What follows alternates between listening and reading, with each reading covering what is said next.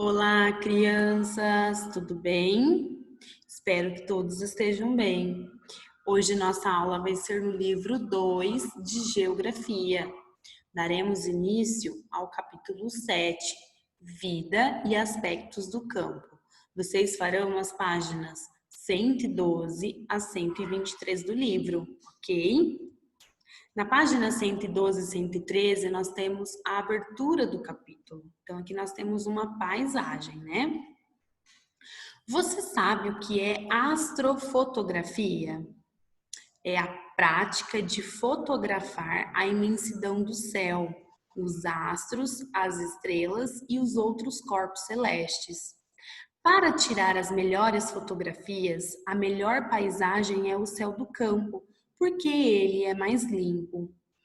O espaço rural tem menos poluição e menos iluminação artificial do que nas cidades. O céu do interior é tão limpo que algumas vezes conseguimos ver a Via Láctea e a galáxia onde está localizado o nosso sistema solar. Neste capítulo, vamos olhar o campo de um jeito diferente. Vamos estudar como é a vida e a cultura no espaço rural.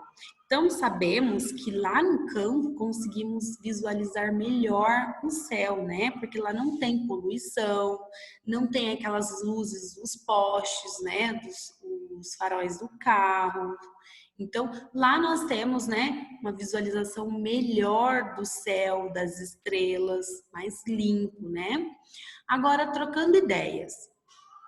Quando olhamos para o céu, o que podemos ver? O que vocês conseguem ver quando olhamos para o céu?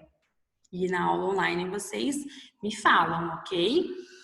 No segundo marcador, vocês podem fazer essa atividade prática com a família. Hoje à noite, quando estiver em casa, desligue as luzes e convide sua família para olhar o céu. Converse sobre o que vocês veem e anote em seu caderno o que você observou. Então, vocês podem observar e anotar no caderno, ok? É muito legal essa atividade porque vocês vão poder observar a diferença entre o céu na cidade e o céu no campo através dessa imagem, tá bom? Façam essa atividade, depois vocês me contam na aula online, ok? Na página 114, o modo de vida dos povos tradicionais. Então, vamos conhecer um pouquinho sobre como é a vida no campo, tá? Até agora, você já conheceu diversos tipos de paisagens, não é mesmo? Aprendeu que as pessoas transformam essas paisagens de diferentes maneiras e, assim, usam o espaço para atender às suas necessidades. Nós vimos que as pessoas elas vão mudando as paisagens de acordo com as suas necessidades. Lembram? Nas paisagens do espaço rural, uma das grandes diferenças é a presença de muita vegetação e de elementos naturais.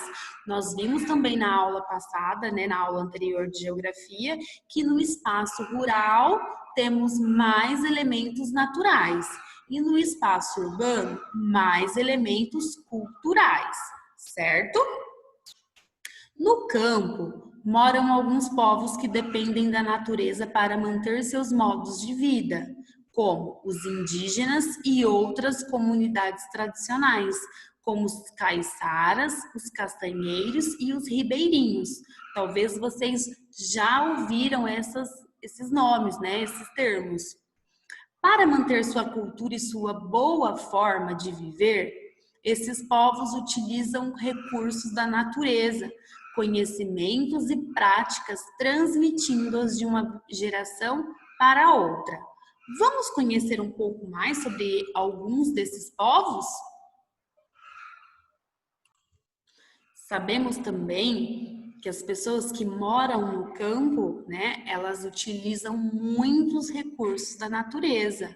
Tanto é que, né, elas utilizam aquelas três, né, praticam aquelas três atividades que conversamos na aula passada, tá? Então vamos conhecer um pouquinho sobre alguns desses povos.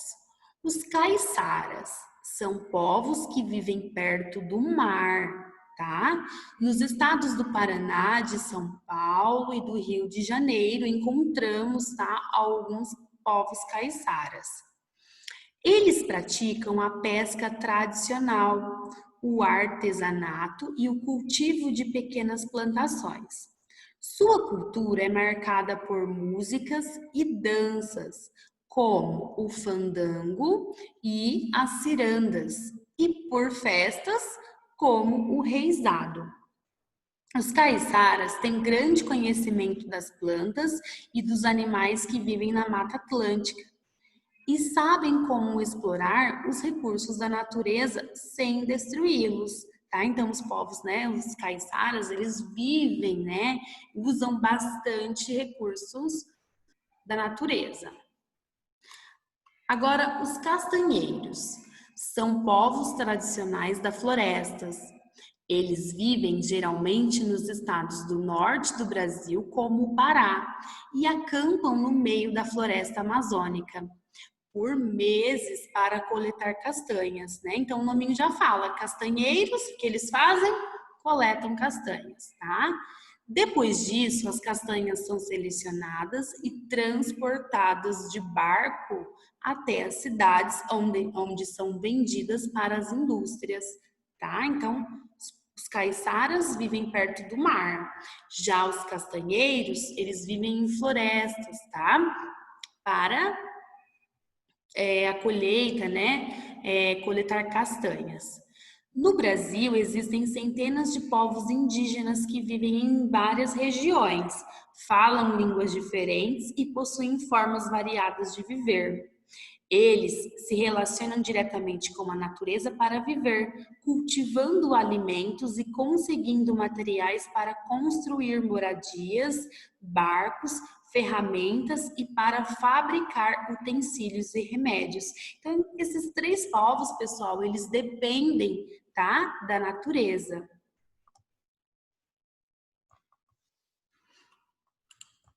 Depois, na página 116 e 117, nós temos uma atividade do Mais Atitude, tá?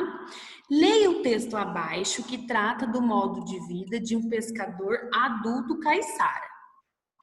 Aqui eu tenho de tudo, não deixo o litoral por nada. Eu tenho a vida que eu quero, pesco meu peixe, faço meus roçados quando é preciso. Se sair daqui, vou fazer o que da vida? A natureza me dá tudo o que eu preciso. É a vida que eu pedi a Deus. Diz Altamiro dos Santos, pescador e morador da Praia Grande, da Cajaíba, em Paraty, há mais de 60 anos. Agora, leia o texto abaixo que fala sobre a rotina de crianças caiçaras em dia de sábado. Sábado é o dia de descanso e brincadeira aqui na Barra. Dia sem escola, sem horário, dia para visitar os amigos e se divertir. No verão é melhor ainda. Sábado com sol é dia de correr pela praia, nadar no portinho, pescar no rio, subir no pé de araçá ou se lambuzar com os frutos roxinhos.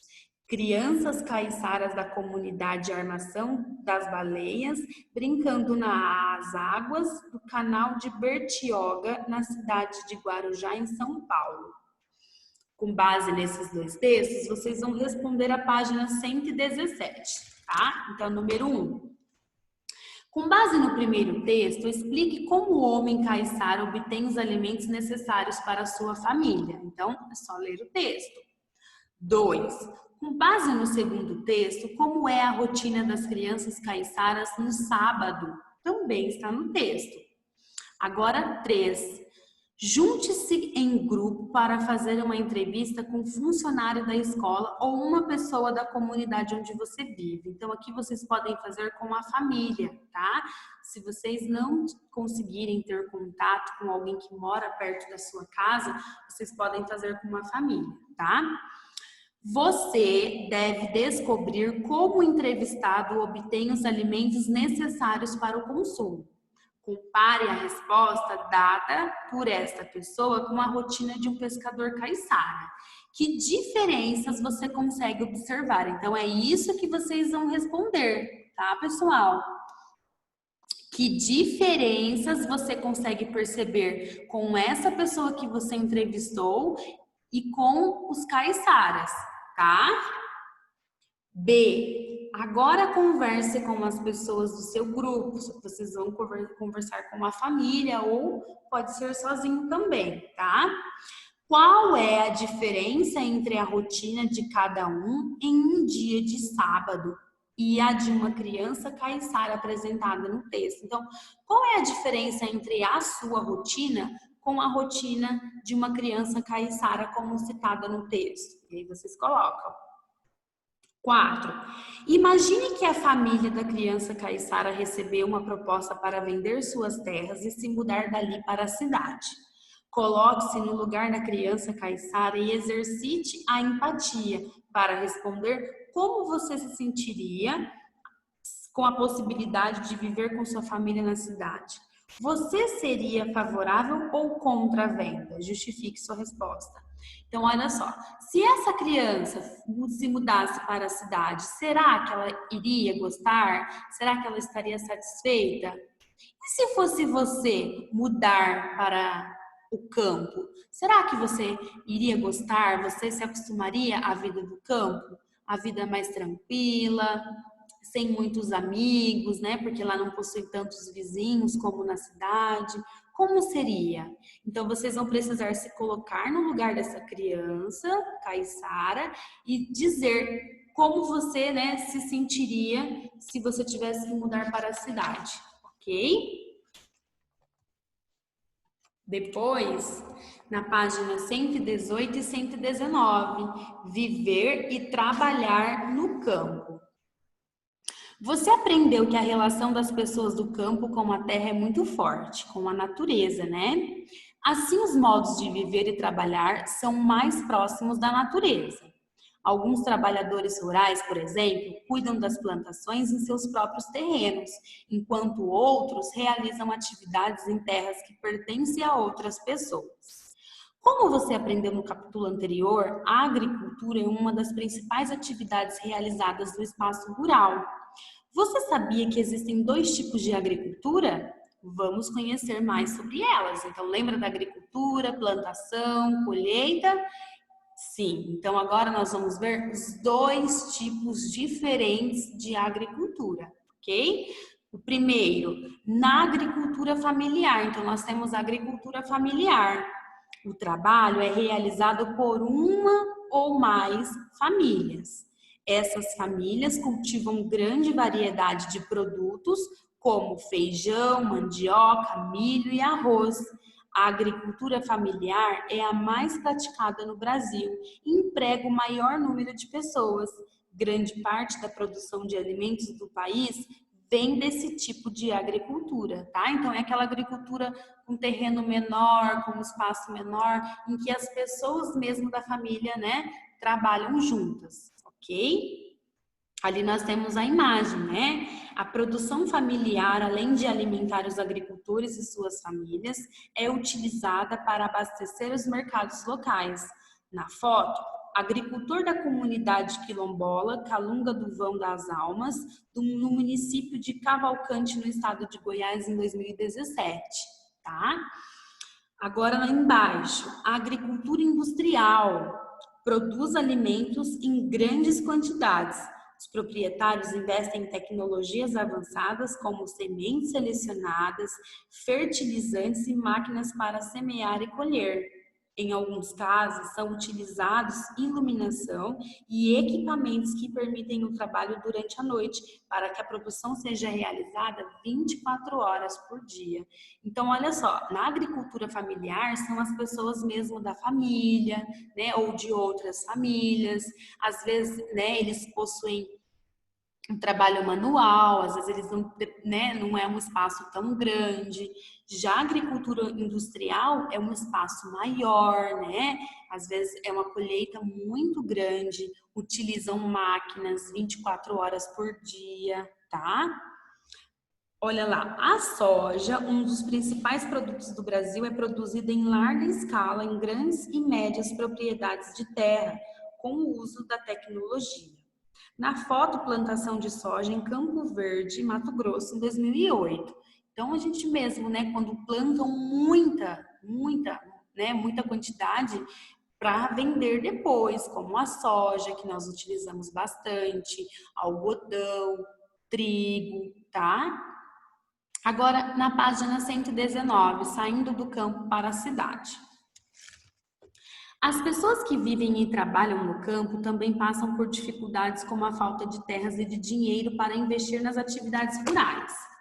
Apesar do espaço rural brasileiro ser muito extenso, grande parte, né, dessas terras pertence a poucas pessoas ou a grandes empresas. Sem terras e sem boas condições de trabalho, algumas pessoas do campo se mudam para as cidades, esperando encontrar trabalhos, melhores condições de vida, mais opções de estudo, saúde, lazer e etc. Então, as pessoas saem, né, do campo para viver na cidade em busca de uma melhor qualidade de vida, em busca, né, de melhorias. Parte das pessoas que vêm do campo conseguem viver bem nas cidades, contribuem com a economia, prestam serviços importantes e formam famílias. Contudo, outras pessoas chegam às grandes cidades sem estudos necessários para exercer as atividades urbanas. Dessa forma, o sonho de uma vida melhor muitas vezes se transforma em dificuldades, como a falta de emprego e de moradia, além da saudade dos familiares e amigos que ficam no campo. Então, tem pessoas que vêm para a cidade e conseguem, né, boas condições de vida. Já há pessoas que não conseguem, porque às vezes elas também não possuem estudos, né? Então, elas não conseguem um bom emprego, né? Ou talvez a falta de experiência também. Agora é com você. Você sabia que a agricultura familiar é responsável por aproximadamente mais da metade do abastecimento agrícola do Brasil? Entretanto, alguns itens são cultivados por outros tipos de agricultura, como a indústria. Leia o gráfico abaixo. Comparativo entre a agricultura familiar e os outros tipos. Então, tudo que estiver de azul, né, corresponde à agricultura familiar. E o que estiver de vermelhinho, outros tipos de agricultura. Então, vamos lá. Vocês vão analisar o gráfico e vão responder as perguntas, né? A letrinha A e a B, ok? Analisando o gráfico. Depois, na página 120, o campo está em festa. Quem mora no campo tem a vida bastante influenciada pela cultura local. Várias comidas, músicas, histórias e lendas nasceram no campo para depois chegarem à cidade, porque nós sabemos que tudo começou no campo. Um exemplo bastante conhecido são as festas juninas. Elas são resultado de várias contribuições culturais de povos indígenas, africanos, imigrantes e etc. Nas festas juninas, as pessoas enfeitam os lugares com bandeirinhas coloridas, dançam quadrilha, brincam de pescaria, acendem a fogueira, comem milho cozido e fazem um casamento caipira, que é a tradição da festa junina, né? E elas receberam, né, a festa junina, né? Ela é influenciada, recebeu contribuições dos povos indígenas africanos e os imigrantes, né, como os portugueses. Então, toda essa cultura que conhecemos da festa junina são dessas tradições, desses povos, tá? As festas juninas surgiram para celebrar a fartura das colheitas no campo. As festas juninas são bem animadas, com muita música sertaneja e caipira. Os chapéus de palha, as roupas coloridas e as botas não podem faltar nas festas. As comidas servidas dependem de onde a festa acontece, mas são feitas com os alimentos cultivados no campo, valorizando a produção local. Alguns exemplos são bolo de fubá, pipoca, paçoca, pé de moleque, que são aquelas comidas tradicionais da zona rural. Tá? Então, todas as tradições da festa junina lembram bastante a zona rural, tá? Por isso que nós damos botas, essas roupas, né? Xadrez, bandeirinhas, essas comidas faz parte da vida do campo, tá? Depois vocês vão responder a página 121 de acordo com todos esses textos que nós lemos até aqui, tá? Depois vocês vão ler a página 122 e 123 para relembrar, tá bom? Neste capítulo, olhamos para o campo de outra forma e aprendemos muito. Agora vamos aproveitar o nascer do sol para relembrar alguns pontos importantes. A maioria das comunidades tradicionais e dos povos indígenas vivem no espaço rural. A natureza é muito importante para essas comunidades, pois elas dependem dos recursos naturais para manter seus modos de vida e sua cultura. Boa parte dos produtos que consumimos são produzidos no espaço rural por meio da agricultura familiar. A produção industrial é praticada em médias e grandes propriedades com o uso de máquinas e da tecnologia. Geralmente é produzido um único produto que se destina à venda. Por exemplo, se uma plantação grande é só de soja, a outra só de algodão, né? Porque eles fabricam em grande quantidade. As festas juninas são um exemplo de cultura do campo. Elas misturam vários aspectos culturais do espaço rural, como músicas, danças, brincadeiras e comidas típicas, que foi isso que eu te explicou, né? Que faz parte da cultura rural. Boa atividade para vocês. Depois que vocês terminarem de assistir esse vídeo, assistam também ao vídeo do SAS, que eu vou encaminhar o link, ok? Beijo para vocês e até amanhã.